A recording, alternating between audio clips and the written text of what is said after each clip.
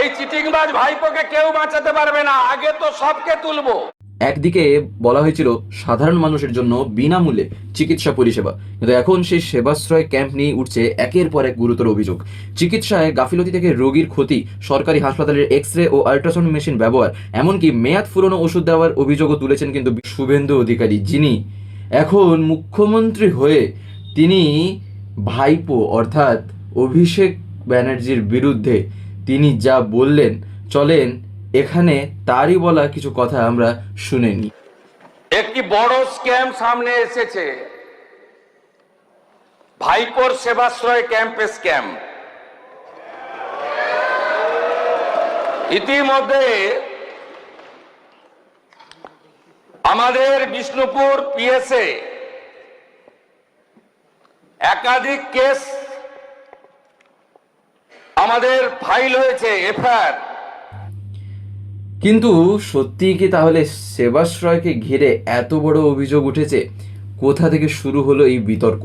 আর যে বিষয়টি এখন সবচেয়ে গুরুত্বপূর্ণ, এই অভিযোগগুলোর পিছনে আসলে কি এভিডেন্স রয়েছে? চলুন পুরো বিষয়টা একে একে বুঝে নেওয়া যাক। প্রথমে বিষয়টা পরিষ্কার করে নেওয়া যাক যে কি আদতে তিনি বলেছেন আর কি ঘটেছে। সেবাশ্রয় মূলত সাধারণ মানুষের কাছে স্বাস্থ্য পরিষেবা পৌঁছে দেওয়ার একটি উদ্যোগ হিসেবে সামনে কিন্তু এসেছিল। আমরা তা সবাই শুনেছি। বিভিন্ন জায়গায় মেডিকেল ক্যাম্প করে রোগীদের পরীক্ষা, চিকিৎসা এবং ওষুধ দেওয়ার ব্যবস্থা করা হয়েছিল। কিন্তু এখন অভিযোগ উঠছে সেই ক্যাম্পেই কয়েকজন রোগীর চিকিৎসা নিয়ে গুরুতর সমস্যা তৈরি হয়েছিল। বিশেষ করে একটি শিশুর চিকিৎসাকে ঘিরে অভিযোগটি অত্যন্ত সেন্সিটিভ। পরিবারের অভিযোগ অনুযায়ী শিশুটির চিকিৎসায় দেরি এবং গাফিলতির কারণে শেষ পর্যন্ত তার হাত বাদ দিতে হয়। আর এই ঘটনাকে কেন্দ্র করে থানায় অভিযোগ এবং এফআইআর এর বিষয়টিও কিন্তু সামনে এসেছে। তবে একটা বিষয় পরিষ্কার, অভিযোগ হয়েছে মানেই অভিযোগ প্রমাণিত হয়ে গেছে এমন নয়।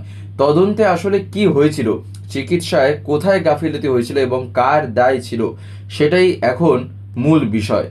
এবার আসা যাক দ্বিতীয় এবং আরও গুরুত্বপূর্ণ অভিযোগে। তাহলে শুভেন্দু অধিকারীর দাবি, সেবাশ্রয় ক্যাম্পের জন্য সরকারি হাসপাতাল থেকে আল্ট্রাসাউন্ড মেশিন এবং এক্স রে মেশিন বাইরে নিয়ে যাওয়া হয়েছিল। এমনকি সরকারি হাসপাতালের ডাক্তারদেরও বাইরে এনে ক্যাম্পে চিকিৎসার কাজে ব্যবহার করা হয়েছিল বলে তিনি অভিযোগ করেছেন। এই জায়গায় কিন্তু একটা বড় প্রশ্ন তৈরি হয়, সরকারি হাসপাতালের মেডিকেল ইকুইপমেন্ট কি বাইরে নিয়ে যাওয়া যায়? যদি যায় তাহলে কার পারমিশনে, কোন হসপিটাল থেকে, কারা সেই মেশিন অপারেট করেছিলেন, আর সেই মেশিন দিয়ে করা টেস্টসের রেকর্ডস কোথায়? এই প্রশ্নগুলোর উত্তরই এখন তদন্তের ক্ষেত্রে অত্যন্ত গুরুত্বপূর্ণ। এ যেটা করেছে এই চিটিংবাজ ভাইপো, আল্ট্রাসোনোগ্রাফি মেশিন বাইরে নিয়ে গেছে, এক্স রে মেশিন বাইরে নিয়ে গেছে, সরকারি হসপিটালের ডাক্তারদের বাইরে নিয়ে গেছে। কিন্তু এখানেই শেষ নয়। শুভেন্দু অধিকারী আরও দাবি করেছেন, সেবাশ্রয়ের সঙ্গে যুক্ত একটি গোডাউন থেকে বিপুল পরিমাণ ওষুধ জব্দ করা হয়েছে। আর তার অভিযোগ, সেই ওষুধের মধ্যে এমন মেডিসিন ছিল যার এক্সপায়ারি ডেট বহু আগেই শেষ হয়ে গিয়েছিল। যদি সত্যি এক্সপায়ার্ড মেডিসিন রোগীদের দেওয়া হয়ে থাকে, তাহলে সেটা কিন্তু নিঃসন্দেহে অত্যন্ত সিরিয়াস একটা বিষয়।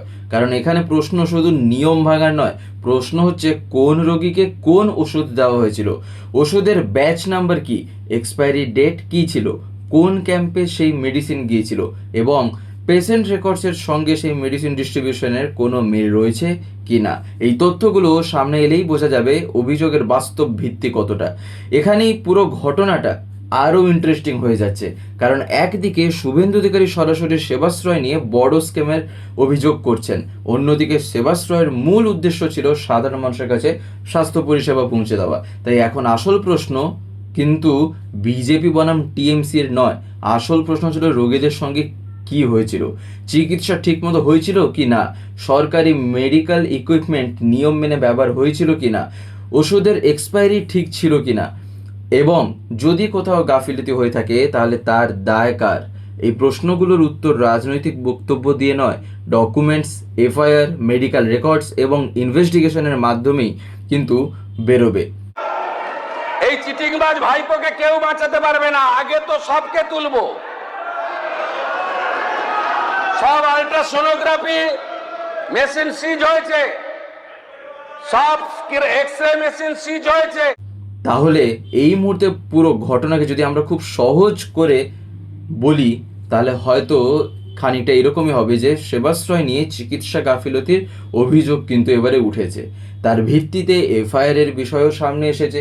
আর পাশাপাশি সরকারি মেডিকেল ইকুইপমেন্ট ব্যবহার এবং এক্সপায়ার্ড মেডিসিন নিয়ে গুরুতর অভিযোগ তুলেছেন মুখ্যমন্ত্রী শুভেন্দু অধিকারী। কিন্তু এখন সবচেয়ে গুরুত্বপূর্ণ হলো অভিযোগের পর তদন্ত এবারে কোথায় যাবে, কোন মেশিন কোথা থেকে এসেছিল, কোন মেডিসিন কোথায় ব্যবহার হয়েছিল, রোগীদের ট্রিটমেন্ট রেকর্ডস কি বলছে, আর শেষ পর্যন্ত কারো বিরুদ্ধে কোনো অপরাধ প্রমাণিত হয় কি না, সেটাই এখন দেখার। কারণ অভিযোগ যতই বিস্ফোরক হোক, শেষ কথা বলবে হয়তো এভিডেন্স আর ইনভেস্টিগেশন।